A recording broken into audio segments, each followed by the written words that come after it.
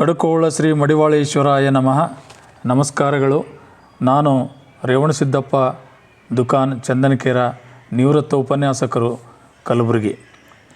ಯದಾ ಯದಾ ಹಿ ಧರ್ಮಸ್ಯ ಜ್ಞಾನಿರ್ಭವತಿ ಭಾರತ ಅಭ್ಯುತ್ಥಾನಾಂ ಅಧರ್ಮಸ್ಯ ತದಾತ್ಮಾನಾಂ ಸೃಜಾಮ್ಯಹಂ ಪರಿತ್ರಾಣಾಯ ಸಾಧೂನಾಂ ವಿನಾಶಾಯ ಚ ದುಷ್ಕೃತಾಂ ಧರ್ಮ ಸಂಸ್ಥಾಪನಾರ್ಥಾಯ ಸಂಭವಾಮಿ ಯುಗೆ ಯುಗೆ.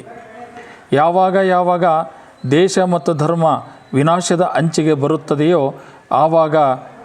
ಆವಾಗ ದೇಶ ಮತ್ತು ಧರ್ಮದ ರಕ್ಷಣೆಗಾಗಿ ಅವತರಿಸಿ ಬರುತ್ತೇನೆ ಎಂದು ಭಗವದ್ಗೀತೆಯಲ್ಲಿ ಶ್ರೀಕೃಷ್ಣ ಹೇಳುತ್ತಾನೆ. ಏಕೆಂದರೆ ಪ್ರಪಂಚದಲ್ಲಿ ದೇವಭೂಮಿ ಎಂದೇ ಪ್ರಖ್ಯಾತಿ ಪಡೆದ ಭಾರತ ದೇಶ ಪುಣ್ಯಭೂಮಿ, ಪಾವನ ಕ್ಷೇತ್ರವಾಗಿದೆ. ಇಂಥ ಪವಿತ್ರ ಭೂಮಿಯಲ್ಲಿ ದೇವಾನುದೇವತೆಗಳು, ದೈವಾಂಶ ಸಂಭೂತ ಸಂತರು, ಮಹಾಂತರು, ಶರಣರು, ದಾರ್ಶನಿಕರು, ತತ್ವಜ್ಞಾನಿಗಳು ಅವತರಿಸಿದ್ದಾರೆ.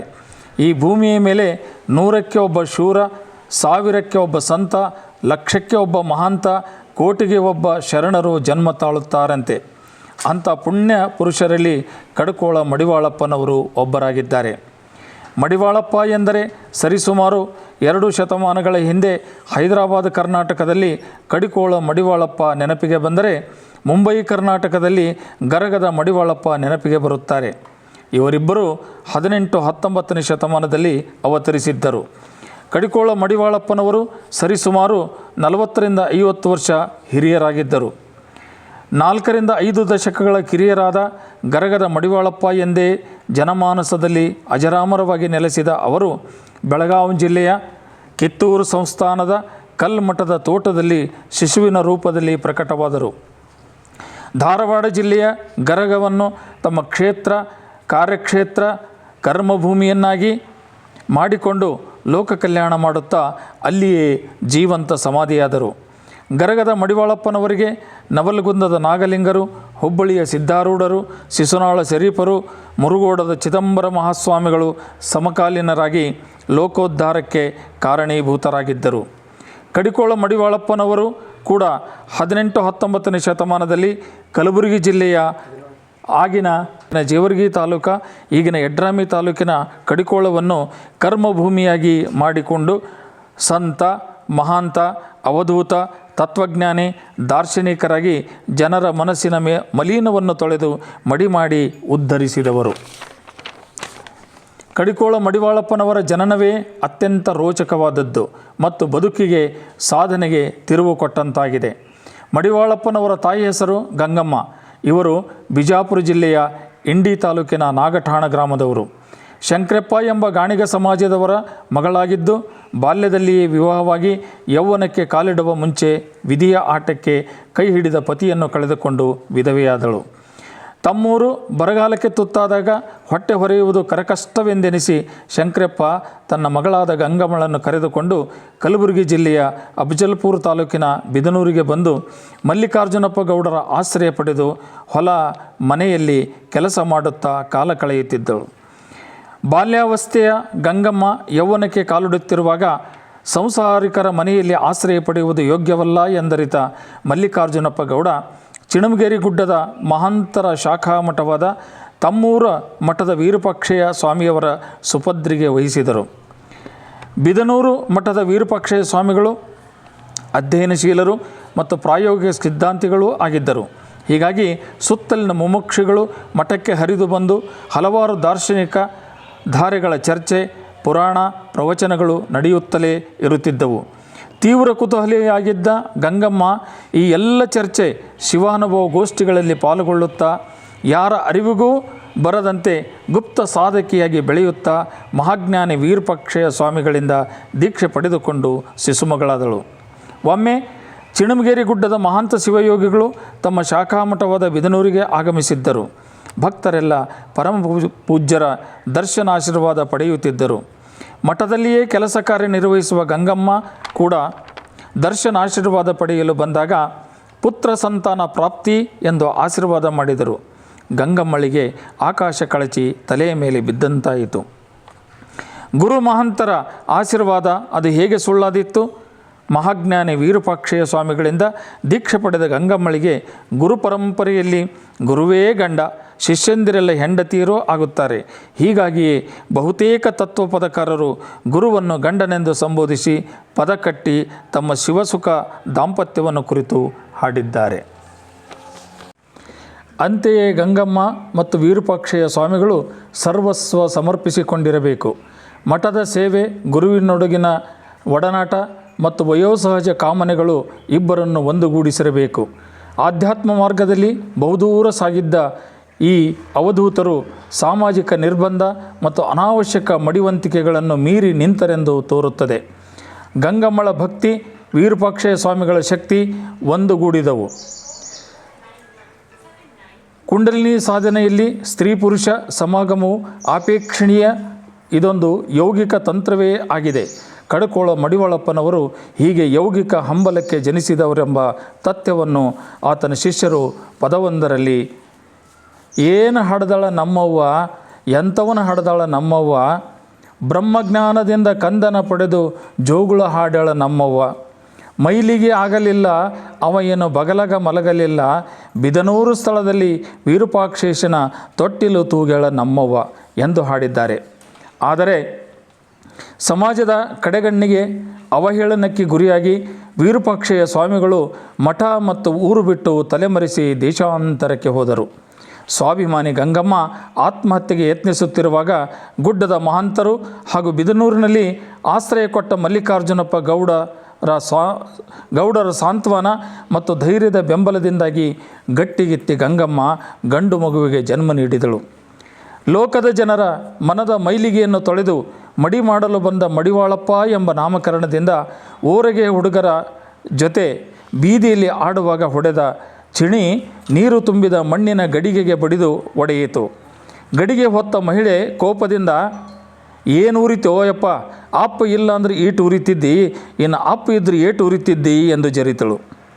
ದುಃಖ ತಡೆಯಲಾರದೆ ತಾಯಿ ಹತ್ತಿರ ಓಡೋಡಿ ಹೋಗಿ ಅಳಲು ತೋಡಿಕೊಂಡಾಗ ಮಗನ ಜನ್ಮ ವೃತ್ತಾಂತವನ್ನು ಎಳೆಯಾಗಿ ಹೇಳಿದಳು. ಚಿಣಮಗೇರಿ ಮಠದ ಮಹಾಂತೇಶ್ವರ ವರಪ್ರಸಾದದಿಂದ ಶಾಖಾ ಮಠದ ಪೀಠಾಧಿಪತಿ ವಿರೂಪಾಕ್ಷಯ್ಯ ಸ್ವಾಮಿಗಳಿಂದ ಜನಿಸಿದ್ದು ತಿಳಿದು ರೋಮಾಂಚನವಾಯಿತು. ಮಡಿವಾಳಪ್ಪನವರೇ ಹಾಡಿದಂತೆ, ಹ್ಯಾಂಗ ಭ್ರಾಂತಿ ನೀಗುತಿ ನೀ ಹ್ಯಾಂಗ ಮಾಂತನಾಗುತಿ, ಹಾಗೆ ಹೀಗೆ ಹೊತ್ತುಗಳಿದು ಹಾಗೇ ನೀ ಸತ್ತು ಹೋಗುತ್ತಿ ಎಂಬಂತೆ ನಡೆದುಕೊಂಡಿದ್ದರೆ 10ರಲ್ಲಿ 11 ಆಗುತ್ತಿದ್ದರು. ಹಾಗೆ ಆಗಲು ಬಿಡದೆ ಸ್ವಾಮಿಯಿಂದ ಜನಿಸಿದ ತಾನು ಮಹಾಸ್ವಾಮಿಯಾಗಬೇಕು, ಗುರುಪುತ್ರನಾಗಿ ಜನಿಸಿದ ತಾನು ಜಗದ್ಗುರು ಆಗಬೇಕು ಎಂದು ನಿರ್ಧರಿಸಿ ತಾಯಿಯಿಂದಲೇ ಮೊದಲ ಭಿಕ್ಷೆ ಪಡೆದು ಸನ್ಯಾಸಿಯಾಗಿ ಶಾಂತಿ, ನೆಮ್ಮದಿ, ಜ್ಞಾನ ಅರಸುತ್ತಾ ಚಿಣಮಗೇರಿಗೆ ಬಂದರು. ಮಠಾಧೀಶರನ್ನು ಕಂಡು ಮಹಾಂತೇಶ ಎಂದು ಪಾದಕ್ಕೆರಗಿದರು. ನೀನು ಬಯಸಿದ ಮಹಂತ ನಾನಲ್ಲ, ಆದರೆ ನೀನು ಬರುವ ಸೂಚನೆ ಕೊಟ್ಟು ಅಗಲಿ ಹೋಗಿದ್ದಾರೆ, ಲಿಂಗೈಕ್ಯರಾಗಿದ್ದಾರೆ ಎಂದು ಗುರುಬಸವದೇವರು ನುಡಿದರು. ಮಡಿವಾಳಪ್ಪನವರು ದುಃಖಿತರಾಗಿ ಕೊನೆಗೆ ನನಗೆ ಲಿಂಗ ದೀಕ್ಷೆ ಮತ್ತು ಅಯ್ಯಾಚಾರ ಮಾಡಿ ಪುಣ್ಯ ಕಟ್ಟಿಕೊಳ್ಳಿ ಎಂದು ಕೇಳಿಕೊಂಡರು. ಆತನ ಕೋರಿಕೆಯಂತೆ ಲಿಂಗ ದೀಕ್ಷೆ ನಾನು ಮಾಡಬಹುದು, ಆದರೆ ಅಯ್ಯಾಚಾರ ಮಾಡಲಾಗುವುದಿಲ್ಲ ಎಂದಾಗ, ಗುರುವೇ ನೀ ಬೇಗನೆ ಮೊರೆ ಕೇಳೋ ಯಪ್ಪ, ಹರಿದು ಹೋಗುತ್ತೀನಿ ಹಿಡ್ಕೋರೋ, ಪದರಿಗೆ ಬಿದ್ದಿನಿ ಪಾಪಿಷ್ಟ, ಗುರು ಮಹಾಂತ ನೋಡೋ ಎನ್ನ ಅದೃಷ್ಟ, ಸೇವಕ ನಿಂತಿನಿ ಗಟ್ಟಿಮುಟ್ಟ, ಗುರುರಾಯ ತಪ್ಪಿಸೋ ಈ ಭವದಾಟ ಎಂದು ಮೊರೆಯಿಟ್ಟಾಗ ಅರಳಗೊಂಡಿಗೆ ಮಹಾದಾಸೋಯಿ ಶರಣರಿಂದ ಅಯ್ಯಾಚಾರ ಮಾಡಿಸುತ್ತೇನೆ ಎಂದು ಕರೆದುಕೊಂಡು ಬಂದರು. ಹಂಬಲಿಸಿ ಬರುವವರ ಮನಸ್ಸಿನ ದುಗುಡ ಅರಿತ ಶರಣರು ಏನೆಂದು ಕೇಳಿದಾಗ, ಗುರುವೇ, ತಿಪ್ಪಿಯಲ್ಲಿ ಹುಟ್ಟಿ ಬೆಳೆದ ಬಿಲ್ಲೋಪತ್ರಿ ಗಿಡದ ದಳಗಳು ಶಿವನ ಪೂಜೆಗೆ ಅರ್ಹವೋ ಅಥವಾ ಅಲ್ಲವೋ ಎಂದು ಕೇಳಿದರು. ಪತ್ರಿಗಿಡ ಎಲ್ಲಿ ಹುಟ್ಟಿದರೂ ಪವಿತ್ರವೇ, ಶಿವನ ಪೂಜೆಗೆ ಅರ್ಹ ಎಂದು ನುಡಿದಾಗ ತನ್ನ ಕತೆ ಹೇಳಿ ಗುರುಪುತ್ರನಾಗಿ ಜನಿಸಿದ ನನಗೆ ಮಹಾಗುರು ಮಾಡುವ ಅಯ್ಯಾಚಾರ ಮಾಡಿ ಕೃತಾರ್ಥರನ್ನಾಗಿ ಮಾಡಿರಿ ಎಂದನು. ಅಯ್ಯ ನಾನೊಬ್ಬ ಭಕ್ತ, ಅಯ್ಯ ಪುಣ್ಯಾತ್ಮ ನಾನೊಬ್ಬ ಭಕ್ತ, ನನ್ನಿಂದಾಗದು, ಆದರೆ ನಿನಗೆ ಅಯ್ಯಾಚಾರ ಮಾಡಿಸುವ ಜವಾಬ್ದಾರಿ ನನ್ನದು ಎಂದು ತಮ್ಮೂರ ಹಳಿಪ್ಯಾಟಿ ಬಸಯ್ಯನ ಹತ್ತಿರ ಕರೆದುಕೊಂಡು ಹೋದರು. ಆದರೆ ಹಳಿಪ್ಯಾಟಿ ಬಸಯ್ಯ ಅಲ್ಲಸಲ್ಲದ ಅವಹೇಳನದ ಬಿರುನುಡಿ ನುಡಿದು ತಿರಸ್ಕರಿಸಿದರು. ಅರಳಗುಂಡಿಯ ಶರಣರು ಯಾವುದಕ್ಕೂ ಲೆಕ್ಕ ಹಾಕದೆ ತಮ್ಮ ಮನೆತನದ ಗುರುಗಳಾದ ಸಿಂದಗಿ ತಾಲೂಕಿನ ಕಲಕೇರಿ ಗ್ರಾಮದ ಮರುಳು ಆರಾಧ್ಯರಿಂದ ಅಯ್ಯಾಚಾರ ಮಾಡಿಸಿದರು. ವಿದ್ಯಾಭ್ಯಾಸಕ್ಕಾಗಿ ಗುರುಗಳನ್ನು ಹುಡುಕುತ್ತಿರುವಾಗ ನಿನಗೆ ಎಂಥ ವಿದ್ಯೆ ಬೇಕು ಎಂದು ಕೇಳಿದರು.